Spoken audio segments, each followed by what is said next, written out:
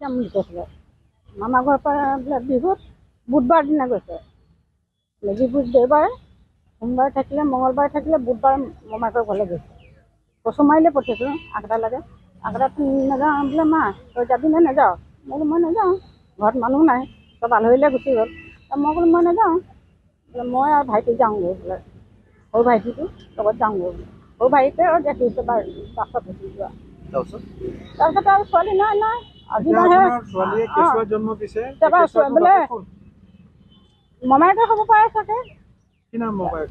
মমায়েকে টিকেৰা বুলি মাতে ঘৰ টিকেৰা বুলি মাতে ভাল সুনীল দুচাত সুনীল নহয় কিবা এটা আছিলে বাইকৰ লগত বাইকৰ কথাটো লুকুৱাই থৈ দিলে নকল ডাঙৰ বাইকক মোক সঁচা মইতো চবতকৈ ডাঙৰ মোকে নকৈছে এতিয়া মানে আপোনাৰ জীয়েক বাচ্চা এটা জন্ম দিছে আপোনাৰ ভাইকৰ হয়তো হয় ন আপোনালোক থানাত কেছ দিছে মই ইয়াত এহেজাৰ দিছিলোঁ এখন থানাত যে ছোৱালীজনী মমাৰ ঘৰলৈ যাম বুলি কৈছিলে মমাৰ ঘৰৰ পৰা মই বিহুৰ কথা আছিলে মাঘৰ বিহুত ওলাই গৈছে মই 16 তাৰিখ বুলি দিছোঁ এহেজাৰটো তেতিয়াৰ পৰা নাই মই গধূলি ফোন কৰিছোঁ মমাৰ ঘৰলৈ মমায়েকে কৈছে নাই অহা বুলি কৈছে কিন্তু ওচৰৰ মানুহ কেইঘৰ ফোন কৰিছোঁ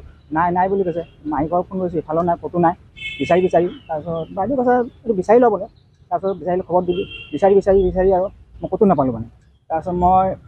বাইদেউ ফোন কৰিছে যে ক'ত আছ তাৰ ল'ৰাটো ওলালেহি ফোন কৰিলোঁ মই যে বাইদেউ তাত মাতিছে মানে ছোৱালীজনী নিৰ্দেশ বুলি দিছোঁ কিন্তু তোৰ যদি ভুল নাই তেতিয়া থানাত হাজিৰ দিয়া বুলি ক'লোঁ ওলালেহি তাৰপিছত মাকো আছে ছোৱালীজনী মাক আছে মাকে আৰু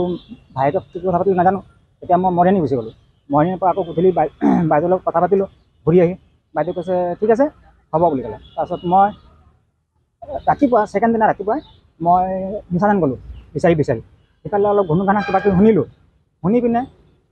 আহি আকৌ মোৰ মনটো বেয়া লাগিলে নামটিপা আকৌ মই গধূলি গুচি গ'লোঁ মাহীয়েকৰ ঘৰলৈ মাহীয়েকৰ ঘৰত গৈ তাত মই ৰাতি থাকি বিচাৰি তাৰপিছত ঘুনুঘনা শুনিছোঁ বোলে ইয়াতে আছিলে এতিয়া বাকী মাহীয়েকে কৈছে বোলে নাই অহা বোলে মহাকে কৈছে আহিছিলে বোলে তাৰপিছত মই কি কৰিলোঁ আকৌ তাৰপৰা আহি